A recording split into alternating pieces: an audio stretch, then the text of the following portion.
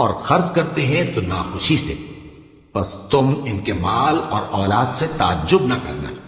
اللہ چاہتا ہے کہ ان چیزوں سے دنیا کی زندگی میں ان کو عذاب دے، اور جب ان کی جان نکلے تو اس وقت بھی یہ کافر ہی ہو، اور اللہ کی قسمیں کھاتے ہیں کہ وہ تمہیں میں سے ہیں، حالانکہ وہ تم میں سے نہیں ہے۔ اصل یہ ہے کہ وہ ڈرپوک لوگ ہیں۔ اگر ان کو کوئی بچاؤ کی جگہ جیسے قلعہ یا غار یا زمین کے اندر گھسنے کی جگہ مل جائے تو اسی طرف رسیاں دوڑاتے ہوئے بھاگ جائیں۔ اور ان میں بعض ایسے بھی ہیں کہ تقسیم صدقات میں تم پر تانا زنی کرتے ہیں۔ اب اگر ان کو اس میں سے خاطر خواہ مل جائے تو خوش رہیں، اور اگر اس قدر نہ ملے تو جھٹ خفا ہو جائیں۔ اور اگر وہ اس پر خوش رہتے جو اللہ اور اس کے رسول نے ان کو دیا تھا، اور کہتے کہ ہمیں اللہ کافی ہے، اور اللہ اپنے فضل سے اور اس کے پیغمبر اپنی مہربانی سے ہمیں پھر دے دیں گے، اور ہمیں تو اللہ ہی کی رضا مطلوب ہے، تو ان کے حق میں بہتر ہوتا۔ صدقات یعنی زکوٰۃ و خیرات تو مفلسوں اور ناداروں اور کارکنان صدقات کا حق ہے، اور ان لوگوں کا جن کے دل جیتنا منظور ہے، اور غلاموں کے آزاد کرانے میں، اور قرض داروں کے قرض ادا کرنے میں، اور اللہ کی راہ میں اور مسافروں کی مدد میں بھی یہ مال خرچ کرنا چاہیے۔ یہ مصارف اللہ کی طرف سے مقرر کر دیے گئے ہیں، اور اللہ جاننے والا ہے، حکمت والا ہے۔ اور ان میں بعض ایسے ہیں جو پیغمبر کو ایذا دیتے ہیں اور کہتے ہیں کہ یہ شخص میرا کان ہے۔ ان سے کہہ دو کہ وہ کان ہے تو تمہاری بھلائی کے لیے،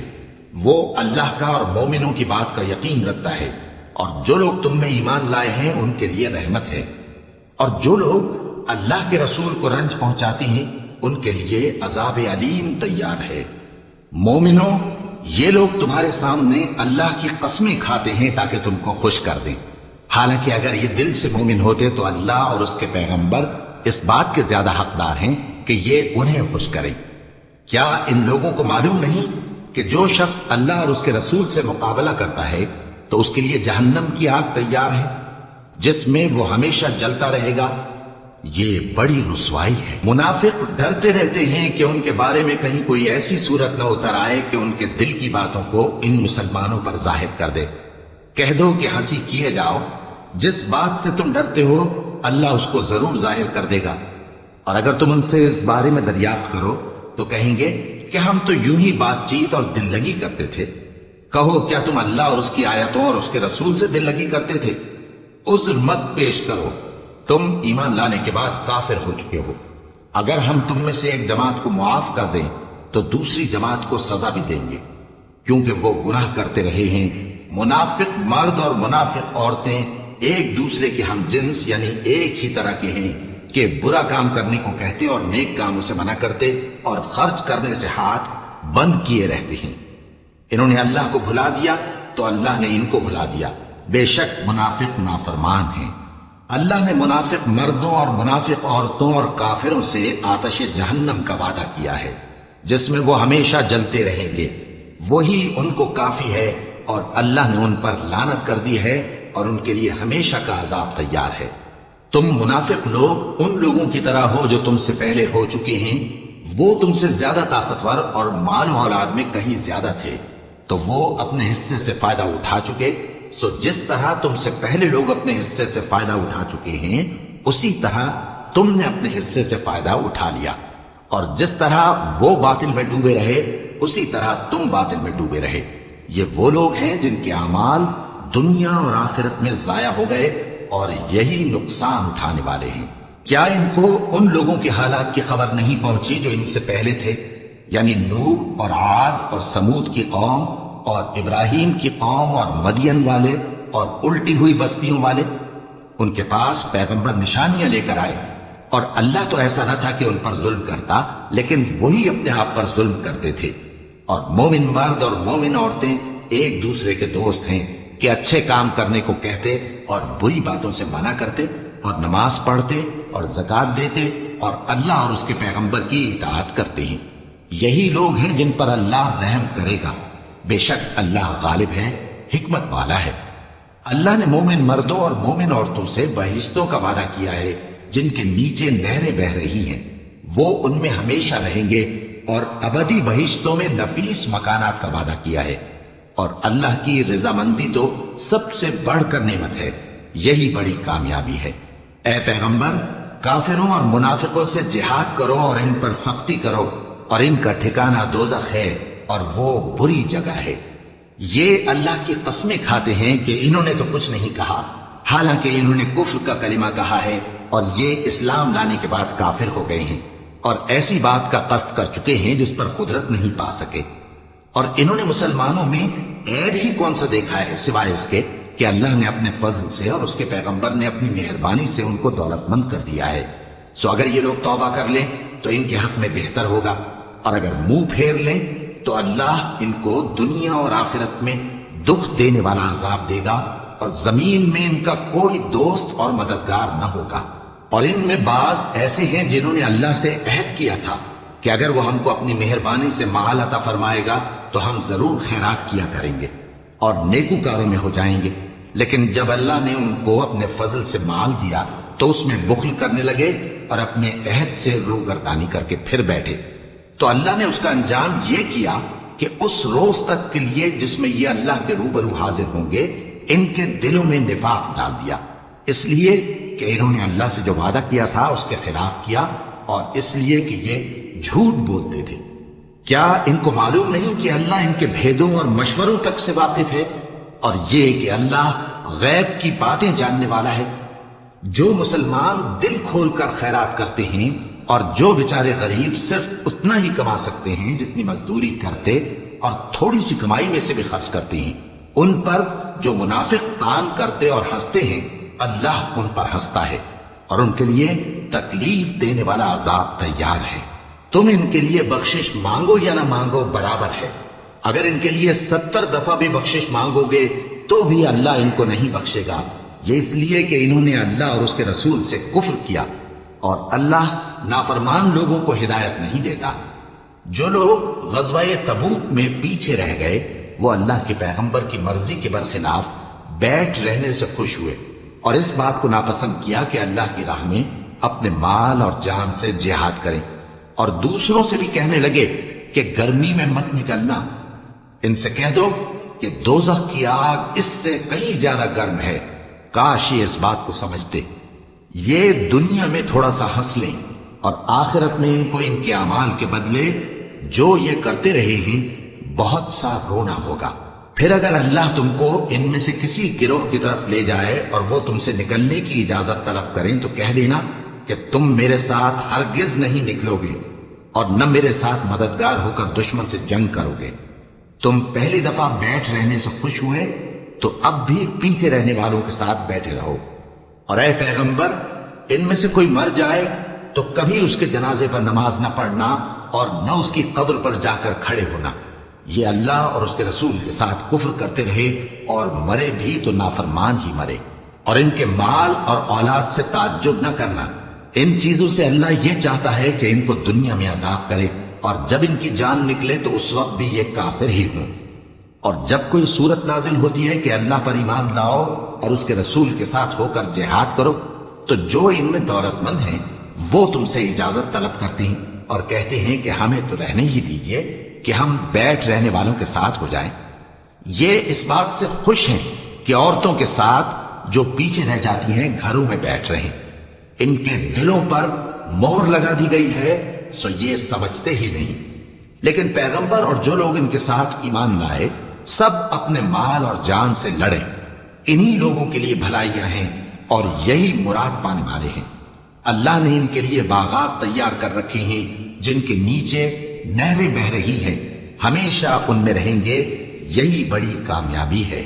اور صحرا نشینوں میں سے بھی کچھ لوگ عذر کرتے ہوئے تمہارے پاس آئے کہ ان کو بھی اجازت دی جائے، اور جنہوں نے اللہ اور اس کے رسول سے جھوٹ بولا وہ گھر میں بیٹھ رہے۔ سو جو لوگ ان میں سے کافر ہوئے ہیں ان کو دکھ دینے والا عذاب پہنچے گا۔ نہ تو ضعیفوں پر کچھ گناہ ہے اور نہ بیماروں پر اور نہ ان پر جن کے پاس خرچ موجود نہیں کہ شریک جہاد ہوں، یعنی جب کہ اللہ اور اس کے رسول سے مخلص ہوں، نیکوکاروں پر کسی طرح کا الزام نہیں ہے، اور اللہ بخشنے والا ہے، مہربان ہے۔ اور نہ ان بے سر و سامان لوگوں پر الزام ہے کہ جو تمہارے پاس آئے کہ ان کو سواری دو، اور تم نے کہا کہ میرے پاس کوئی ایسی چیز نہیں جس پر تم کو سوار کروں، تو وہ لوٹ گئے، اور اس غم سے کہ ان کے پاس خرچ موجود نہ تھا ان کی آنکھوں سے آنسو بہ رہے تھے۔ الزام تو ان لوگوں پر ہے جو دولت مند ہیں اور پھر تم سے اجازت طلب کرتے ہیں، یعنی اس بات سے خوش ہیں کہ عورتوں کے ساتھ جو پیچھے رہ جاتی ہیں گھروں میں بیٹھ رہے ہیں۔ اللہ نے ان کے دلوں پر مہر کر دی ہے، پس وہ سمجھتے ہی نہیں۔ جب تم ان کے پاس واپس جاؤ گے تو تم سے عذر کریں گے، تم کہنا کہ عذر مت کرو، ہم ہرگز تمہاری بات نہیں مانیں گے۔ اللہ نے ہم کو تمہارے سب حالات بتا دیے ہیں، اور ابھی اللہ اور اس کا رسول تمہارے عمل کو دیکھیں گے، پھر تم غائب و حاضر کے جاننے والے کی طرف لوٹائے جاؤ گے، تو جو عمل تم کرتے رہے ہو وہ سب تمہیں بتائے گا۔ پناہ مانگتا ہوں میں اللہ کی شیطانی مردود سے۔ شروع اللہ کا نام لے کر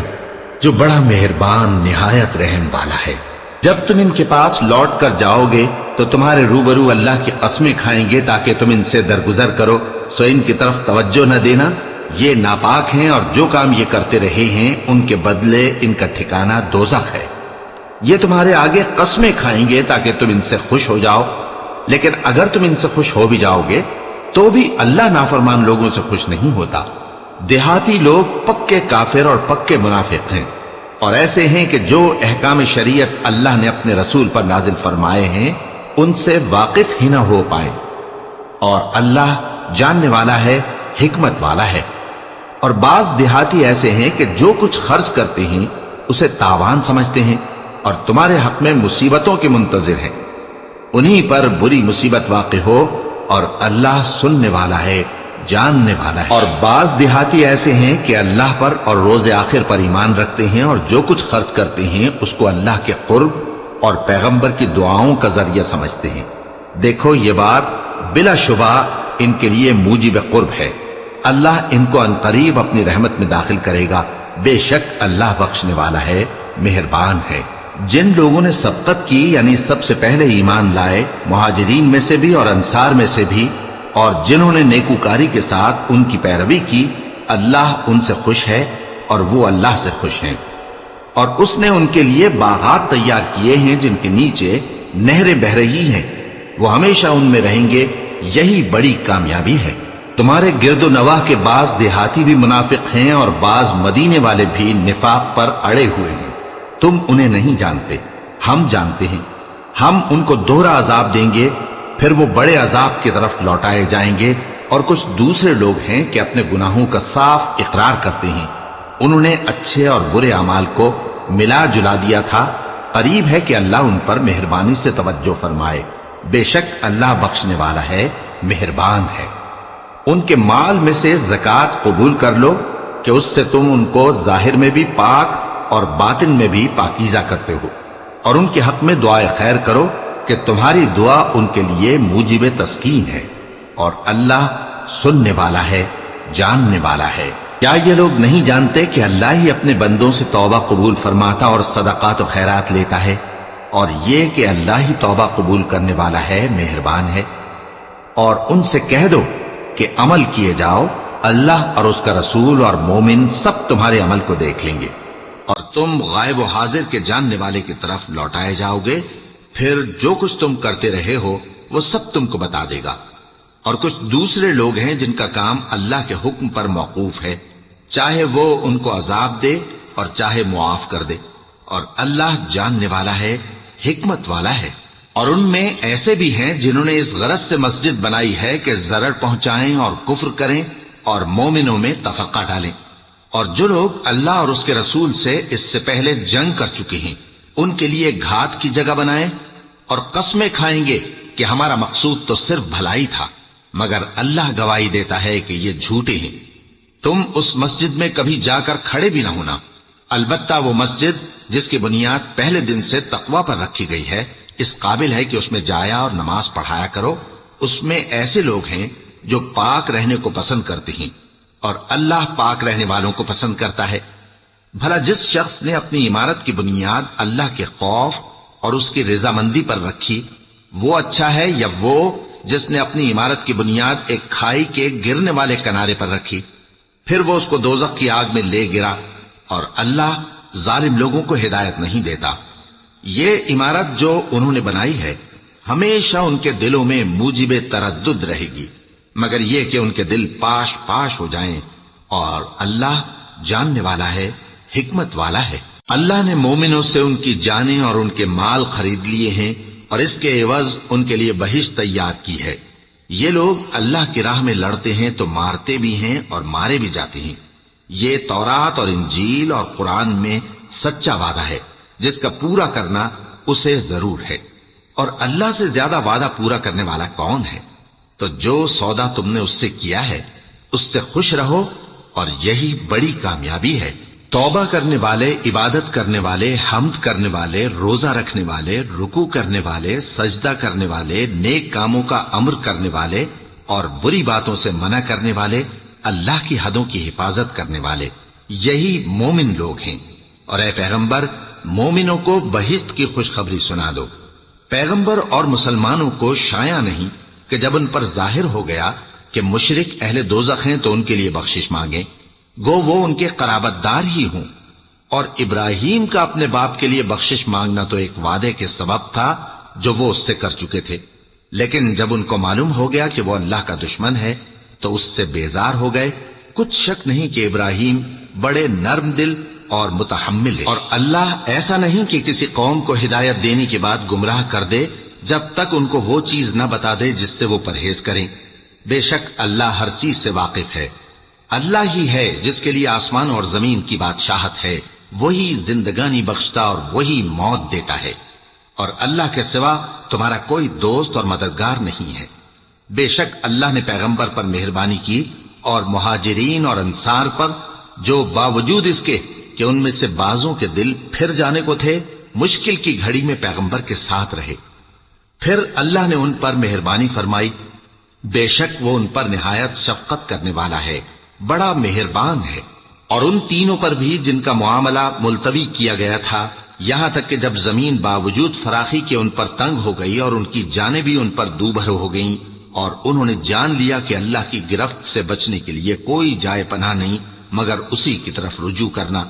پھر اللہ نے ان پر مہربانی کی تاکہ توبہ کریں۔ بے شک اللہ توبہ قبول کرنے والا ہے، مہربان ہے۔ اے اہل ایمان، اللہ سے ڈرتے رہو اور راست بازوں کے ساتھ رہو۔ اہل مدینہ کو اور جو ان کے آس پاس دیہاتی رہتے ہیں ان کو شایع نہ تھا کہ اللہ کے پیغمبر سے پیچھے رہ جائیں،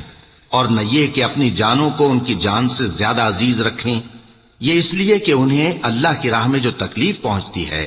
پیاس کی یا محنت کی یا بھوک کی، یا وہ ایسی جگہ چلتے ہیں کہ کافروں کو غصہ آئے، یا دشمنوں سے کوئی چیز لیتے ہیں، تو ہر بات پر ان کے لیے عمل نیک لکھا جاتا ہے۔ کچھ شک نہیں کہ اللہ نیکوکاروں کا اجر ضائع نہیں کرتا۔ اور اسی طرح وہ جو خرچ کرتے ہیں، تھوڑا یا بہت، یا کوئی میدان طے کرتے ہیں، تو یہ سب کچھ ان کے لیے اعمال صالحہ میں لکھ لیا جاتا ہے، تاکہ اللہ ان کو ان کے اعمال کا بہت اچھا بدلہ دے۔ اور یہ تو ہو نہیں سکتا کہ مومن سب کے سب نکل آئے، تو یوں کیوں نہ کیا کہ ہر ایک جماعت میں سے چند اشخاص نکل جاتے تاکہ دین کا علم سیکھتے اور اس میں سمجھ پیدا کرتے، اور جب اپنی قوم کی طرف واپس آتے تو ان کو ڈر سناتے تاکہ وہ بھی محتاط ہو جاتے۔ اے اہل ایمان، اپنے نزدیک کے رہنے والے کافروں سے جنگ کرو، اور چاہیے کہ وہ تم میں سختی پائیں، اور جان رکھو کہ اللہ پرہیزگاروں کے ساتھ ہے۔ اور جب کوئی سورت نازل ہوتی ہے تو بعض منافق پوچھتے ہیں کہ اس سورت نے تم میں سے کس کا ایمان زیادہ کیا ہے؟